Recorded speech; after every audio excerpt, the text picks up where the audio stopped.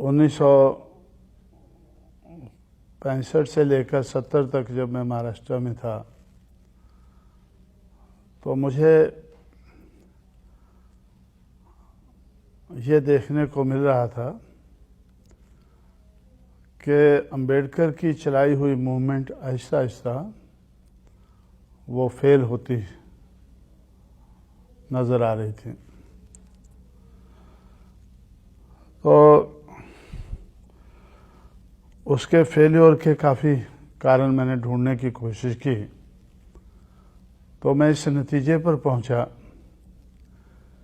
कि जिस समाज की गैर राजनीतिक जड़ें मजबूत नहीं होती हैं उस समाज की राजनीति कामयाब नहीं हो सकती है। तो इसलिए मुझे ये दबे कुचले समाज की गैर राजनीतिक जड़ों को मजबूत करना चाहिए। और जब मैं जड़ें देखने लगा तो मुझे जड़ें ही नज़र नहीं आई। तो मुझे लगा ये तो समाज ही रूटलेस है। पहले तो जड़ें बनानी होंगी, फिर इसको मजबूत करना होगा और फिर उस मजबूती का सहारा लेकर तब हमें राजनीति के बारे में सोचना चाहिए, आगे बढ़ना चाहिए। तो इसलिए मेरा ज़िंदगी का बहुत सा समय समाज की गैर राजनीतिक जड़ों को मजबूत करने में लगा। उसमें बामसेफ नाम का एक संगठन बनाकर तो मैंने जो एजुकेटेड एम्प्लॉइज़ थे दबे कुचले समाज के, उनको संगठित किया और उनको संगठित करके दिमाग, हुनर और पैसा, ये 3 किस्म की गैर राजनीतिक जड़ों को बनाया और मजबूत किया।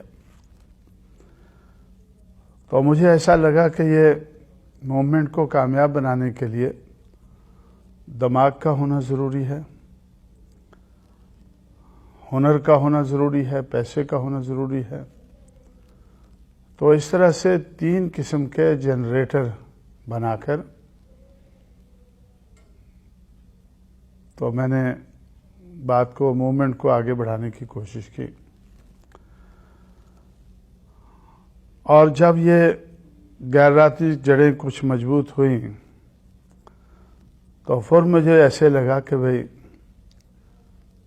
Power will be product of struggles. जो राजनीतिक सत्ता है वो संघर्ष में से ही निकलेगी। वैसे ही कोई हमें थाली में लेकर उसको नहीं परोसेगा देगा। तो इसलिए संघर्ष करने के लिए दलित शोषित समाज संघर्ष समिति, जिसको शॉर्ट में हम DS4 बोलते थे, इस नाम का संगठन हम लोगों ने बनाया और उसके माध्यम से पहला संघर्ष हमने शुरू किया देश भर में। कन्याकुमारी, कोहिमा, कारगिल, पुरी, पोरबंदर, ये हमारे देश के 5 कोने नज़र आते हैं। 100 साइकिल की रैली शुरू करके दिल्ली की तरफ हमने मार्च किया एक प्रचार करते हुए। वो प्रचार किस चीज़ का था? Struggle for self respect and equality, समता और सम्मान के लिए संघर्ष। तो उससे एक वातावरण देश भर में बना, एक फिजा बनी, एक माहौल बना कि जिन लोगों को समता और सम्मान की ज़रूरत है उन लोगों को अपने पैरों पर खड़े होकर इसके लिए संघर्ष करना होगा और तब ही वो समता और सम्मान हासिल कर सकते हैं। तो ये रोल DS4 का रहा। उसके बाद हम लोगों ने बहुजन समाज पार्टी बनाई, ये सोच करके कि डेमोक्रेसी में मेजॉरिटी की ज़रूरत होती है। तो मेजॉरिटी तो दलित शोषित समाज की है। अब इसको राजनीति में परिवर्तित करने के लिए बहुजन समाज बनाना शुरू किया और बहुजन समाज की पार्टी बनाना शुरू की। और बहुजन समाज पार्टी बनाकर हम लोगों ने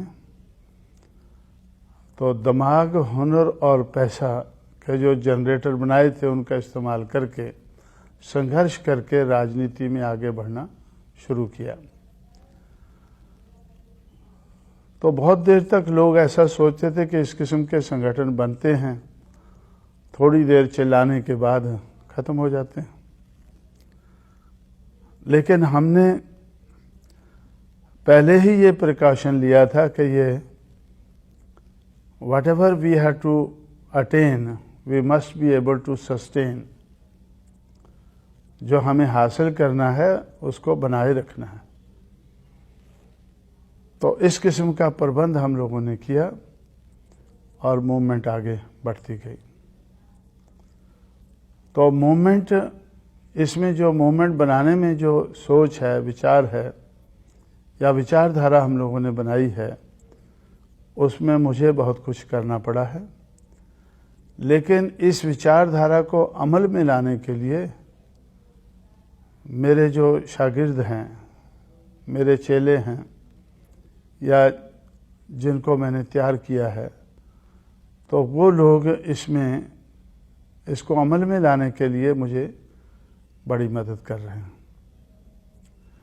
और इस मदद के कारण हम लोग आगे बढ़ रहे हैं। मैंने पढ़े लिखे नौजवान लोगों को ढूंढकर, स्पॉट करके उनको तैयार करना शुरू किया। तो जिस किस्म की इस संघर्ष को, इस मूवमेंट को चलाने के लिए मुझे क्वालिटीज चाहिए थी, तो दिल और दिमाग की क्वालिटीज, उनका दिल भी कहता हो कि हमें ये मूवमेंट को चलाना है, दिल के साथ चलाना है, और दिमाग भी हो उनका वो चलाने के लिए। तो दिल और दिमाग की क्वालिटीज़ को ध्यान में रखते हुए मैंने देश भर में पढ़े लिखे नौजवान लोगों को तैयार करना शुरू किया।